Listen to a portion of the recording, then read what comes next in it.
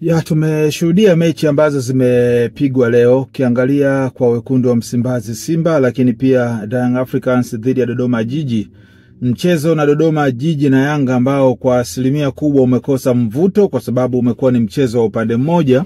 Kwa hiyo kila mtu akiangalia jinsi ambavyo mchezo umechezwa ni wazi anakubali kwamba kuja kuwepo na mechi ambayo ilikuwa ni mechi ya ushindani au vipi, kwa sababu kama Young Africans wakikutana timu bora ambayo pengine imejipanga vizuri, ingekuwa ni vigumu sana wao kuweza kupata matokeo ya bao 5-0. Ukimwangalia leo Clatous Chota Chama alikuwa katika ubora wake mkubwa akifunga lakini pia akitoa assist. Ukimwangalia Duke Abuya, ukimwangalia Maxi, ni kwa asilimia nyingi sana kwamba walikuwa mchezoni sana, lakini yote ni kwa sababu Dodoma Jiji wamekuwa na kiwango duni sana ama kiwango kibovu sana hii leo mbele ya Young Africans. Na mimi nikitazama mchezo wa leo jinsi nilivyoangalia kati ya Young Africans na Dodoma Jiji, ni mchezo ambao haunipi kipimo kwamba eti ndio dabi ya Kariakoo, kwamba inaweza ikawa na motisha namna hii ama itakuwa na radha ya hivi ama Yanga itaweza kupata matokeo kwa urahisi kwa Simba, kwa sababu leo ukiangalia kuna magoli kama mawili hivi ambayo kwangu yalikuwa sio magoli. Ukiangalia lipo goli ambalo lilifungwa mchezaji wa Young Africans wakiwa wamezidi, lakini pia goli ambalo golikipa alidaka katikati ya mstari bado likaamuliwa kuwa ni goli. Kwa hiyo moja ya mchezo ambao kwangu haujanivutia sana ni mchezo wa Yanga na Dodoma Jiji. Ingawa Yanga ni timu kubwa, tunaiheshimu, lakini mchezo wa leo kwa asilimia kadhaa umemalizwa pia na maamuzi mabovu ya waamuzi ambayo yameonekana kutotendea haki mchezo wa leo. Ni makosa ya kibinadamu ambayo tumekuwa tukiyazungumza kila wakati, yamekuwa yakijirudia mara kwa mara.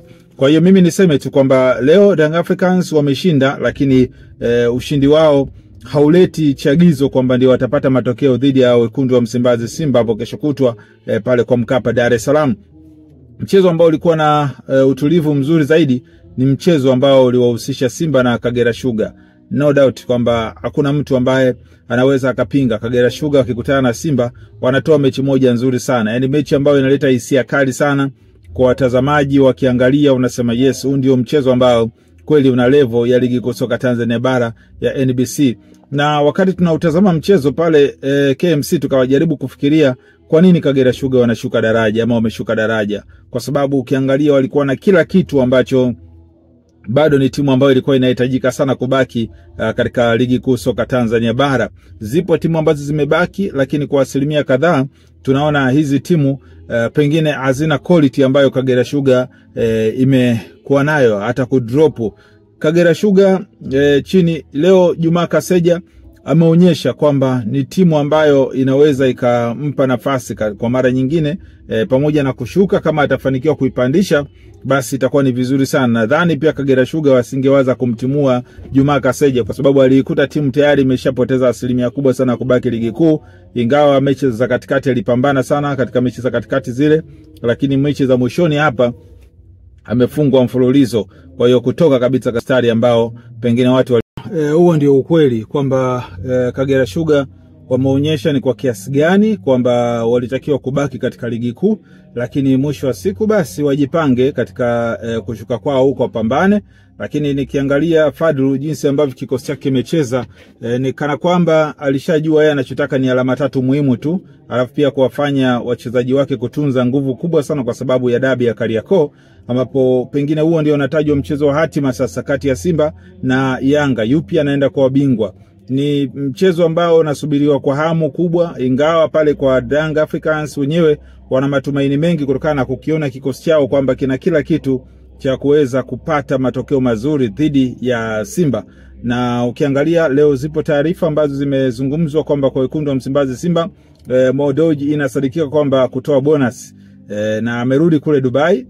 Hoja ambayo inaeleza kwamba hata mmoja ya wajumbe wakubwa kabisa wa klabu ya Simba ambao wenye ushawishi mkubwa, inaelezwa yeye ameamua kungatuka kujiuzuru katika nafasi hiyo ya ujumbe kutokana na yeye kususia kwamba dabi ya Juni 25 kama Simba wao hawaitambui, ingawa bodi ya ligi imepanga dabi hiyo kupigwa Juni 25. Sasa mwanzoni Juni ilipangwa kwamba mchezo ungechezwa ile tarehe 15, lakini mwisho wa siku mambo yamekuwa magumu na hatimaye basi kupeperushwa kwa mchezo huo. na sasa hii inaleta ukinzani kidogo ama ugumu kwa mchezo huo kuchezwa, ingawa kwa 80% wanasema mchezo huo lazima uwepo kutokana na bodi ya ligi imeshaamua hivyo.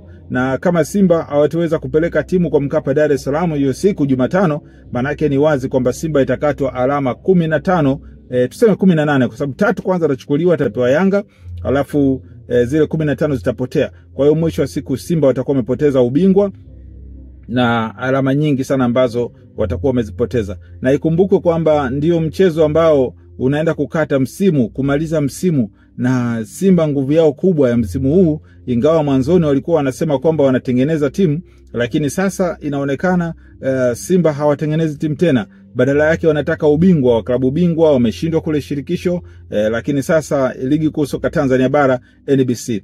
Kwa nini watengeneze timu? Kwa sababu ukiangalia Simba inavyocheza sasa hivi, mimi nikiangalia Simba na Yanga bado nitaipa alama kubwa sana, nafasi kubwa sana Simba kuweza kufanya vizuri katika mchezo huo, kwa sababu hawatokubali hata kidogo kufungwa na Young Africans. Watakuwa tayari kuvuja jasho, lakini mwisho wa siku waweze kupata matokeo mazuri. Kwa hiyo Young Africans wajipange vizuri. Hizi goli 5 ambazo leo wamemfunga Dodoma Jiji ikiwa wamechoka, ni kama mtu mzee ambaye amechoka tayari hawezi kufanya chochote.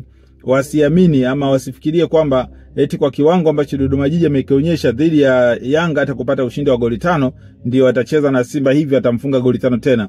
Subutu, hilo ni jambo haliwezekane kabisa, na naiona Simba ikiweza kufanya vizuri kwa mchezo huo, kwa sababu ina kila kitu, ina wachezaji wazuri, ina wachezaji wepesi, wale kina Jean Shazowa. Japo kidogo leo imekuwa na pressure, kwa sababu ukiangalia yupo mchezaji kama Shamo Karabwa ambaye aliumia. Sasa kipindi cha pili akitoka na nafasi yake kubadilishwa, pia wachezaji kadhaa kuingizwa. Ukiangalia pia kina Mukwala waliingia, Mutale waliingia, kina Zimbwe waliingia, kina Chasambe walitoka, kina Kibenis pia wakaingia.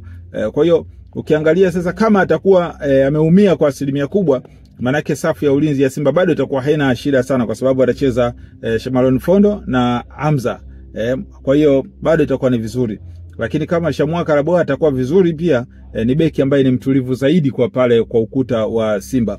Kwa hiyo Fadlu ongera sana kwake, lakini kwa Yanga pamoja na kushinda goli 5 hizo ambazo wameshinda, lakini bado mimi sijaona kwamba wamecheza mchezo mzuri sana ambao unaweza ukaleta kipimo kikubwa kwamba ndio mchezo ambao utaweza kuamua eti waweze kusema kwamba Yanga wanaenda kumfunga Simba siku hiyo. Mimi sioni hicho kitu. Sioni, kwa sababu dabi kama dabi yenyewe inaamuliwa kwa dakika 90 za uwanjani. Lakini ingawa kuna wakati kunakuwa na makosa ya waamuzi wetu hawa kibinadamu, ukiangalia hata mchezo wa leo, mchezo ule kuna goli limefungwa pale, beki wa Dodoma Jiji akijifunga, Joash Onyango, mchezaji wa zamani wa Simba, ambaye kila mtu alijua ule mchezo, ule mpira ulikuwa sio goli, ulienda golikipa akaudaka katikati ya mstari, kiuno chake akarudisha ndani, tumbo lake ndani ya goli, lakini mpira wakadaka katikati ya mstari. Lakini mwamuzi wa pembeni akamsaidia wakati kumwambia kwamba lile ni goli. Na ndio maana unaona hata mwamuzi wakati pia alikuwa ameshindwa kuonyesha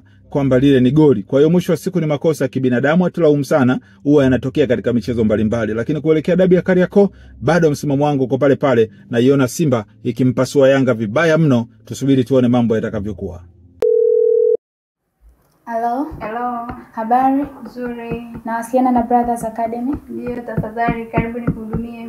Mimi nimefeli kidato cha 4 na nimewasikia Brothers kwa muda mrefu. Je, waweza nisaidia? Ndio. Sisi ni Brothers Academy, wale mabingwa wa kufaulisha waliofeli kidato cha 4 na cha 6, QT, A level kwa mwaka mmoja. Kozi za lugha tunatoa. Hostel zipo topa Dar es Salaam, karibuni nyote.